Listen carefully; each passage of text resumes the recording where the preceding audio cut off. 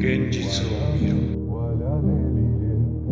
この世は思い通りにはいかぬことばかりだ。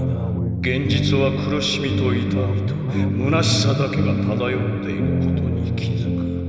كل نهاري واقف بمكاني بسترجع زماني بذكر لما مشيتي ورجمتي حيطاني برجع بحكي بارد